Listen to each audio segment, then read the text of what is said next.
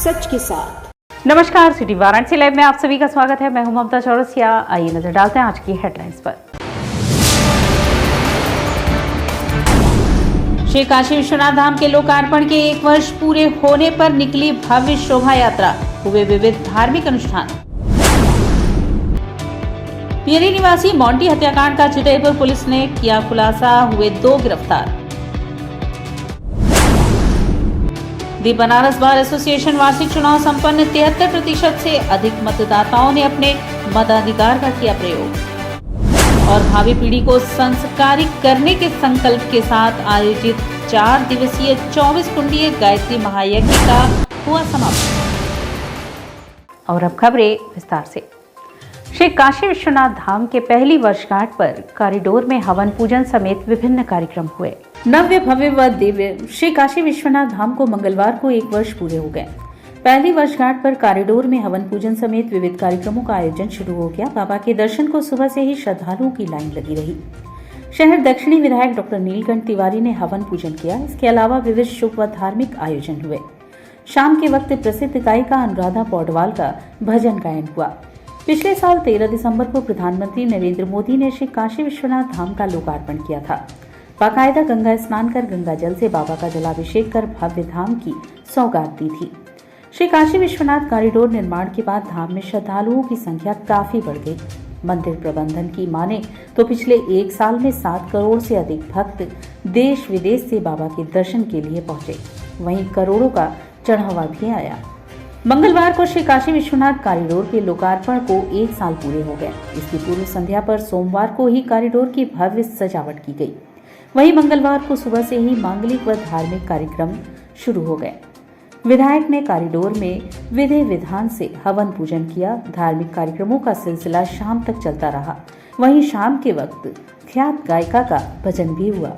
आज के दिन हम लोग बाबा विश्वनाथ धाम का लोकार्पण हुआ था वर्ष 2021 में। आज के दिन को वार्षिकोत्सव के रूप में मना रहे हैं। बाबा विश्वनाथ के 1 साल में पूर्ण होने पर हम लोगों ने विभिन्न सुविधाओं को विकसित किया है। यहाँ पे लगभग 7.5 करोड़ श्रद्धालु आए हैं जिन्होंने दर्शन किए पूरे 1 साल भर में। श्रद्धालुओं की इतना स्नेह और प्यार को देखते हुए भी हम लोगों ने बहुत सी सुविधाओं को डेवलप किया। आगे आने वाले समय में और बेहतर सुविधाओं को विकसित करेंगे, चाहे वो लॉकर की फैसिलिटी हो, आने जाने के लिए मैट की व्यवस्था हो या पेयजल की बेहतर व्यवस्था। इन सब व्यवस्थाओं को हम लोगों ने यहाँ पे बेहतर सुचारू ढंग से चलाया है। साफ सफाई पे विशेष ध्यान दिया। एक संदेश देने का प्रयास किया गया है कि हमारा धार्मिक स्थल बेहतर और सुंदर हो सकता है। हम लोग जैसे जैसे श्रद्धालु जुड़ रहे हैं, हम लोग और उनको बेहतर सुविधाओं को विकसित कर रहे हैं। श्री काशी विश्वनाथ धाम के लोकार्पण के 1 वर्ष पूर्ण होने पर शोभा यात्रा निकाली गई। श्री काशी विश्वनाथ लोकार्पण के 1 वर्ष पूरे होने पर मंगलवार को नगर में भव्य और आकर्षण शोभा यात्रा निकाली गई। सांस्कृतिक विभाग और शिव बारात समिति की ओर से शोभा यात्रा मैदागिन से निकाली गई, जो दशाश्वमेध घाट तक गई। इस शोभा यात्रा में भगवान शिव के गढ़ भूत प्रेत पिशाच के अलावा यक्ष गंधर्व किन्नर नाचते झूमते चल रहे थे। आकर्षक लाख विमानों के साथ भगवान शिव के गढ़ भस्म लपेटे और भस्म उड़ाते रास्ते भर चल रहे थे। बीच बीच में हर हर महादेव के उद्घोष गूंज रहे थे। एक ओर बाबा का दरबार और आकर्षक लग रहा था तो दूसरी ओर उनकी शोभा यात्रा भी निराली थी। हर तरफ भक्ति संगीत की धुनों के बीच उत्साहजनक माहौल। ऐसा लग रहा था मानो पूरी काशी भोलेनाथ मंदिर की दिव्यता का उत्सव मना रही है। शंभु के त्रिशूल पर धरा धाम यह, शंभु ही बयान देंगे इसकी समीक्षा में। काशी यह नगरी है, काशी वह नगरी है जहाँ भोलेनाथ कभी माता अन्नपूर्णा से भोग लिए भिक्षा में। भस्मासुर की कहानी की तरह फिर भोलेनाथ फंसे खुद की परीक्षा में। एक नंदी नहीं है जो राह शिव की निहारे, एक साल और खड़ा बाबा की प्रतीक्षा में। तो मैं भी बाबा की प्रतीक्षा कर रहा हूँ कि कब प्रकट होंगे और बाबा भोलेनाथ का दर्शन आम जनता पूरा देश उनका दर्शन कर सके। 2021 से ही शिव बारात समिति हर वर्ष एक विशाल शोभा यात्रा भगवान काशी विश्वनाथ के सम्मान में निकालती है। ये आम जन की शोभा यात्रा है, ये काशी के जन जन की शोभा यात्रा है। इस शोभा यात्रा में आज सोनभद्र से, गोरखपुर से, आसाम से काफ़ी जगहों के लोक कलाकार आए हुए हैं। डांडिया है और नौ दुर्गा का स्वरूप चल रहा है। इसके अलावा भी काफ़ी विमान और लाग शोभा यात्रा में है। महिलाओं की भारी भागीदारी इस शोभा यात्रा में है और ये शोभा यात्रा आम जन की शोभा है। पूरा काशी देखे, काशी के जन जन की शोभा यात्रा। राजस्थान के राज्यपाल कलराज मिश्र काशी पहुंचे। राजस्थान के राज्यपाल कलराज मिश्र मंगलवार को सर्किट हाउस पहुंचे। इस दौरान पार्टी पदाधिकारियों व प्रशासनिक अफसरों ने उनका स्वागत किया। सर्किट हाउस में मीडिया से बातचीत में कलराज मिश्र ने कहा कि श्री काशी विश्वनाथ के दर्शन करने तो बहुत पहले से लोग आते रहे हैं, लेकिन धाम के भव्य बन जाने के बाद दुनिया भर से लोग उसे देखने आ रहे हैं। उन्होंने राजस्थान के बारे में कहा कि वहां की धरती बहुत सुंदर है। गौरतलब है कि श्री काशी विश्वनाथ धाम के लोकार्पण के 1 वर्ष पूरे होने पर राज्यपाल यहां आयोजित कार्यक्रम में भाग लेने और दर्शन के लिए आए हैं। बनारस में उनका 2 दिवसीय दौरा है। मीडिया से बातचीत में राज्यपाल ने कहा कि काशी विश्वनाथ धाम जब से व्यवस्थित हुआ तब से दुनिया से लोगों के आने का क्रम निरंतर जारी है। लोग उसकी भव्यता को देखने आ रहे हैं। बाबा का दर्शन तो लोग पहले से करते आ रहे थे, लेकिन अब सबके आकर्षण का केंद्र बिंदु काशी विश्वनाथ धाम बन गया है। राजस्थान के बारे में उन्होंने कहा कि बहुत अच्छा प्रदेश है। काशी विश्वनाथ धाम जब से व्यवस्थित हुआ है, उसको देखने के लिए पूरे देश भर के लोग पर्याप्त संख्या में आ रहे हैं। बाबा विश्वनाथ का तो वैसे दर्शन करने आते ही थे, उसकी निरंतरता बराबर बनी हुई है। मैं समझता हूँ कि आज सचमुच सबके आकर्षण का केंद्र बिंदु काशी विश्वनाथ धाम बना हुआ है और भी आकर्षण का केंद्र बिंदु बना रहे, ऐसी अपेक्षा है। राजस्थान विषय में क्या राजस्थान बहुत अच्छा प्रदेश है और मैं कह सकता हूँ कि टूरिस्ट की दृष्टि से राजस्थान बड़ा महत्वपूर्ण है। वहाँ मरुभूमि भी है, वहाँ पर्वतीय क्षेत्र भी है, वहाँ पानी भी है और यहाँ झीलों की संख्या सर्वाधिक है, हरियाली भी ज़्यादा है। तो हर प्रकार की चीज़ राजस्थान में आपको मिलेगी। राजस्थान शौर्य की धरती है, कला की धरती है, सौंदर्य की धरती है। तो राजस्थान के बारे में जितना वर्णन किया जाए वो कम है। पियरी निवासी मोंटी हत्याकांड का पुलिस ने खुलासा किया व 2 अभियुक्तों को गिरफ्तार किया। पियरी निवासी मोंटी हत्याकांड का चितईपुर पुलिस ने सफल अनावरण कर दिया। पुलिस ने इस हत्याकांड में शामिल 2 अभियुक्तों को गिरफ्तार कर लिया है। गिरफ्तार अभियुक्तों ने आपसी रंजिश को लेकर हत्या की बात कबूल की है। गिरफ्तार अभियुक्तों में डब्लू यादव एवं पिंटू यादव बड़ी पियरी के रहने वाले हैं। गिरफ्तार अभियुक्तों को मीडिया के समक्ष पेश करते हुए DCP Kashi zone RS Gautam ने मीडिया के साथ बातचीत में बताया कि इन दोनों ने विगत 1 दिसंबर को चितईपुर के करौंदी स्थित ITI कॉलेज के पास से नाले में बड़ी पियरी निवासी मोंटी यादव की हत्या कर प्लास्टिक के बोरे में लाश को भरकर फेंक दिया था, जिसके संबंध में सोशल मीडिया के माध्यम से शिनाख्त की कार्यवाही की गई, जिसके उपरांत मृतक मोंटी यादव के भाई गोलू यादव के लिखित तहरीर के आधार पर मुकदमा दर्ज किया गया था। पुलिस के अनुसार अभियुक्तों ने पूछताछ में बताया कि कुछ दिन पहले इन लोगों का आपस में झगड़ा हुआ था। उसके बाद प्लान कर इन दोनों ने मिलकर मोंटी के सिर व चेहरे पर ईंट मार मार कर उसकी हत्या कर दी। इसके बाद मोंटी यादव के शव को बोरी व गद्दे में लपेटकर जीआई तार से बांधकर बक्से में रखकर ताला बंद कर दिया तथा 30 नवंबर को ई-रिक्शे पर दोनों ने बक्से को लाद कर लोगों से बचते बचाते हुए दिन भर घूमते रहे तथा अंधेरा होने पर शाम 6:30 बजे के करीब दोनों ने करौंदी ITI पीपल के पेड़ के नीचे नाले में मोंटी यादव के शव को बक्से से निकालकर फेंक दिया और वापस चले गए। सर्विलांस टीम और क्राइम ब्रांच की टीम, जिसमें SOG और साथ ही साथ जो है हमारे थानाध्यक्ष चितईपुर की टीम ने कार्य किया।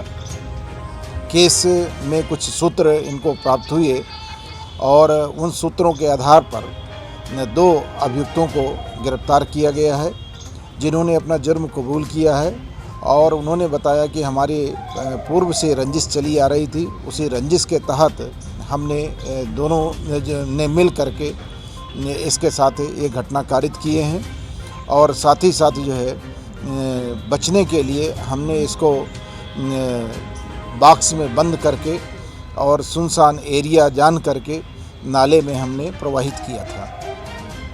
क्या क्या बरामद हुआ है अभी तक? इसमें जो प्रयुक्त ई रिक्शा है वो बरामद हुआ है, बॉक्स बरामद हुआ है और जो घटना में प्रयुक्त जो इन्होंने ईंट है और जो इनके पास हाथ में अन्य चीज़ें थी वो भी बरामद हुई है। सफाई व्यवस्था से नाराज बीएचयू संस्कृत ब्लॉक के छात्रों ने सफाई कर्मचारी व अधिकारियों को बंधक बनाया। काशी हिंदू विश्वविद्यालय छात्रावास संस्कृत ब्लॉक के छात्रों ने सफाई कर्मचारी और अधिकारियों को बंधक बनाया। छात्रों का कहना है कि कई माह से शौचालय एवं बाथरूम की सफाई नहीं की जा रही है, जिससे छात्र उठ रही दुर्गंध से काफी परेशान हो रहे हैं। वहीं छात्र उच्च अधिकारियों को बुलाने के लिए कह रहे हैं। वहीं छात्रों ने बंधक बनाए गए लोगों को यथा स्थिति से भी मौके पे ले जाकर अवगत कराया। इस दौरान दर्जनों की संख्या में छात्र उपस्थित रहे। ये ट्रिपल एस के कर्मचारी हैं, ये एआर और बड़े बाबू लेवल के जो सफाई वाले हैं उनके अधिकारी हैं। ये लोग 10 दिनों से हमारे हॉस्टल में सफाई के लिए, बाथरूम सफाई नहीं, आप चल के देखेंगे तो इतना गंदगी कि रूम तक बदबू आ रहा है। और इन लोग से जब कहो तो हम कह रहे हैं कि हमारा काम मैन पावर देना है, सफाई करना इनका काम नहीं है। करोड़ों के ट्रिपल एस का बजट है और इनका काम है मैन पावर देना है। और जब आज हम लोग बुला रहे थे तो ये कह रहे हैं कि लेटर भेज दीजिए, मतलब महीनों में खाली लेटर जाए, सफाई ना हो। यहाँ इतने छात्र हैं, किसी भी छात्र से पूछेंगे रूम तक बदबू आ रही है। 10 दिन से बाथरूमों की सफाई नहीं हुई है, इसीलिए इनको बंधक बनाया गया। और जब तक इनके ऊपर के अधिकारी नहीं आ जाते हैं और लिखित नहीं देंगे कि एक कर्मचारी रुइया में सफाई के लिए कंटिन्यू रहेगा, तब तक हम लोग इनको छोड़ने वाले नहीं हैं। दी बनारस बार एसोसिएशन का चुनाव संपन्न हुआ। 3606 मतदाताओं ने अपने मताधिकार का प्रयोग किया। कुल 73.57% मतदान हुआ। गणना बुधवार को सुबह 8 बजे से शुरू होगी। 181 साल पुराने दी बनारस बार एसोसिएशन के वार्षिक चुनाव 2023 के लिए मंगलवार को मतदान का कार्य संपन्न हुआ। कुल 20 पदों पर 44 प्रत्याशियों के भाग्य का फैसला कुल 4901 मतदाता करने हैं। मतदान के दौरान मतदान स्थल के बाहर गहमा गहमी का माहौल था। परिचय पत्र दिखाने के बाद ही अधिवक्ता अपने मतों का प्रयोग करते दिखे।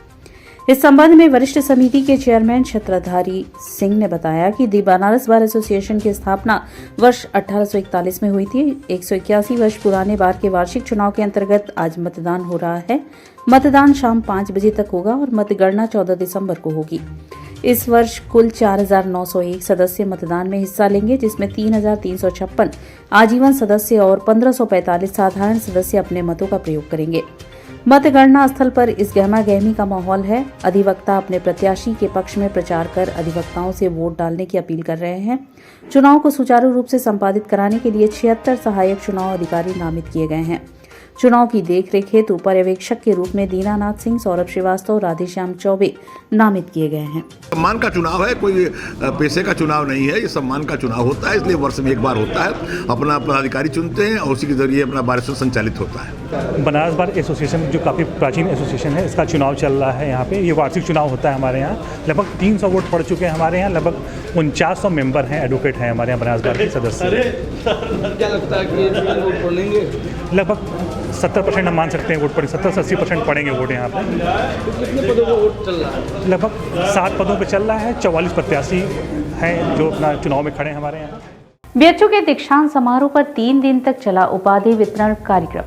कुछ एक स्थान पर डिग्री वितरण के नाम पर फॉर्मेलिटी भी हुई, जिसका वीडियो तेजी से वायरल हो रहा है। बीएचयू के स्वतंत्रता भवन में 3 दिनों तक छात्र छात्राओं में डिग्रियां और मेडल बांटा गया। इसी दौरान एक वीडियो वायरल हो रहा है, जिसमें विभिन्न छात्र छात्राओं को एक ही डिग्री दी जा रही है। छात्र बारी बारी अपने नाम की घोषणा के साथ आ रहे हैं और फोटो खींचे आगे बढ़ते नजर आ रहे हैं। सही मायने में बीएचयू के दीक्षांत समारोह की तैयारियों की पोल खुलती नजर आ रही है। एक ही डिग्री के साथ किया जा रहा है कोरम पूरा। एक ही डिग्री सभी छात्रों को दी जा रही है। यह वीडियो कला संकाय के दीक्षांत समारोह का है। राजीव गांधी दक्षिणी परिसर में 10 दिवसीय चिकित्सा प्रौद्योगिकी कार्यशाला का आयोजन हुआ। 10 दिवसीय सतत चिकित्सीय शिक्षा एवं चिकित्सा प्रौद्योगिकी कार्यशाला का सफल आयोजन मेडिकल लेबोरेटरी टेक्नोलॉजी विषय के छात्रों के हितों को ध्यान में रखते हुए राजीव गांधी दक्षिणी परिसर में 4 दिसंबर क्लिनिक डायग्नोस्टिक के 5 प्रयोगशालाओं का उद्घाटन किया गया। इसके उपरांत 10 दिवसीय सतत चिकित्सा शिक्षा कार्यक्रम CME एवं चिकित्सा प्रयोगशाला प्रौद्योगिकी कार्यशाला का शुभारंभ किया गया। इस कार्यक्रम में 200 से ज्यादा जांचें वैलिडेट की गई, जिसमें शरीर के संपूर्ण नैदानिक जांचें हो सकेंगी। मुख्यतः प्रथम प्रयोगशाला हेमाटोलॉजी क्लिनिक एंड बायोकेमिस्ट्री में complete blood counter liver function test, electrolyte test, blood sugar, thyroid test, lipid profile मुख्य है। द्वितीय प्रयोगशाला मेडिकल माइक्रोबायोलॉजी लैब में यूरिन, स्टूड आदि बॉडी फ्लूइड का कल्चर एवं सेंसिटिव किया गया। तृतीय प्रयोगशाला क्लिनिकल पैथोलॉजी में HPSG, dengue, typhoid, chikungunya, cancer आदि की जांच किए गए। चौथी प्रयोगशाला एनालॉजिकल टेस्टिंग एवं फ्लोबाटॉमी में छात्रों को ब्लड कलेक्शन, रखरखाव एवं दूरस्थ भेजने की कार्यशाला की गई। पांचवी प्रयोगशाला बायोमेडिकल लैब टेक्नोलॉजी एवं प्रौद्योगिकी में छात्रों ने ECG, TMT, ब्लड प्रेशर आदि के करने की प्रक्रिया संपूर्ण की गई। पांचवी CME डायग्नोस्टिक फॉर ऑल आज पुरस्कार वितरण समारोह के मुख्य अतिथि डॉक्टर संतोष कुमार, मुख्य वैज्ञानिक, सेंटर फॉर एक्सपेरिमेंट मेडिसिन एवं सर्जरी, चिकित्सा विज्ञान संस्थान, काशी हिंदू विश्वविद्यालय एवं कार्यक्रम के अध्यक्ष आचार्य प्रभारी Vinod Kumar Mishra, professor MP Ahirwar, DDU कौशल केंद्र समन्वयक, छात्र सलाहकार डॉक्टर आशीष लतारे तथा मेडिकल टेक्नोलॉजी कोर्स के संयोजक डॉक्टर राघवेंद्र रमन मिश्रा ने विश्वविद्यालय के संस्थापक भारत रत्न पंडित मदन मोहन मालवीय की प्रतिमा पर माल्यार्पण करके किया। आचार्य प्रभारी प्रोफेसर VK मिश्रा ने कार्यक्रम के उपरांत हर्ष जताया और इस कोर्स को हर संभव मदद देने की बात कही तथा MLT की प्रयोगशाला को हेल्थ सेंटर के साथ सहयोग से कार्य करने की अनुमति प्रदान की, जिसमें छात्रों को प्रयोग हेतु संपन्न किया जाए। मुख्य अतिथि डॉक्टर संतोष सिंह ने छात्रों के मनोबल पर जोर देते हुए उन्होंने स्टेट मेडिकल फैकल्टी से रजिस्टर्ड कराने के लिए प्रयास करने का आग्रह किया। समन्वयक DDU कौशल केंद्र प्रोफेसर MP अहिरवार ने छात्रों के हित को ध्यान में रखते हुए और भी आवश्यक सामग्री, इंस्ट्रूमेंट आदि ले आने के लिए वचन दिया। कार्यक्रम के संयोजक डॉक्टर राघवेंद्र रमन मिश्रा, कार्यशाला का सफल आयोजन श्रेय प्रतिभागी छात्रों को दिया गया। इस अवसर पर कार्यशाला के प्रशिक्षक गण doctor MK Nandi, doctor Moolchand, doctor Mahipal Choubey, doctor Pawan Kumar Yadav, doctor Shravan Kumar, doctor Pragya Mishra, doctor Sana Fatima, doctor Shruti Singh Rashmi, doctor Raja Ravi Teeja, doctor Abhinav Singh एवं जिया गुल्फसा आदि ने इस आयोजन में अपना महत्वपूर्ण योगदान दिया। भावी पीढ़ी को संस्कारित करने के संकल्प के साथ 4 दिवसीय 24 कुंडीय गायत्री महायज्ञ का संगीतमय प्रज्ञा पुराण कथा के साथ समापन हुआ। मंगलवार को गायत्री तीर्थ शांति कुंज हरिद्वार के तत्वाधान एवं गायत्री शक्ति पीठ दानूपुर के संयोजन में गणपत नगर पहाड़िया वाराणसी स्थित गणपति मंदिर के प्रांगण में चलने वाले 4 दिवसीय 24 कुंडीय गायत्री महायज्ञ एवं संगीतमय प्रज्ञा पुराण कथा का भव्य समापन भावी पीढ़ी को सांस्कृतिक करने के संकल्प के साथ हुआ। प्रातःकालीन सत्र में 24 कुंडीय गायत्री महायज्ञ का आयोजन सुबह 8 बजे से शुरू हुआ। गायत्री तीर्थ शांति कुंज हरिद्वार से पधारे कथा मर्मज्ञ श्रद्धेय राम तपस्वी जी ने 24 कुंडीय गायत्री महायज्ञ की पूर्णाहुति वैदिक मंत्रोच्चार के साथ किया। गायत्री महायज्ञ में विविध संस्कार के कार्यक्रम का आयोजन हुआ, जिसमें 18 लोगों को दीक्षा संस्कार से संस्कारित कराया। महायज्ञ में लोगों के उज्जवल भविष्य, निरोग काया एवं आध्यात्मिक ऊर्जा के स्रोत से परिपूर्ण जीवन जीने हेतु आहुतियां अग्निहोत्र कराया। सायंकालीन सत्र में गायत्री तीर्थ शांति कुंज हरिद्वार से आई आओ गढ़े संस्कारवान पीढ़ी की उत्तर प्रदेश प्रभारी संगीता सासवत ने उपस्थित आंगनवाड़ी से जुड़ी कार्यकर्त्री, गायत्री परिवार से जुड़े साधकों एवं क्षेत्रीय महिलाओं को संबोधित करते हुए कहा कि गायत्री परिवार का सबसे महत्वपूर्ण कार्यक्रम भावी पीढ़ी को संस्कारित करना है। आओ गढ़े संस्कारवान पीढ़ी कार्यक्रम को शांति कुंज प्रतिनिधि मधु गुप्ता एवं आराधना पोठिया ने भी संबोधित किया। शक्ति सिंह एवं जनक जी ने सुमधुर संगीत की प्रस्तुति की। कार्यक्रम के मुख्य अतिथि जिला कार्यक्रम अधिकारी DK सिंह रहे। कार्यक्रम का संयोजन सत्य प्रकाश गुप्ता ने किया।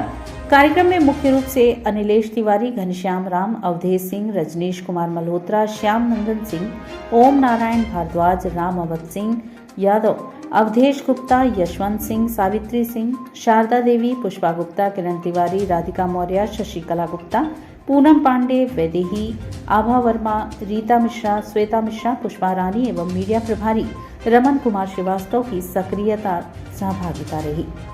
और इसी के साथ सिटी वाराणसी लाइव का यह प्रसारण यही समाप्त होता है। ममता चौरसिया को दें इजाजत। नमस्कार।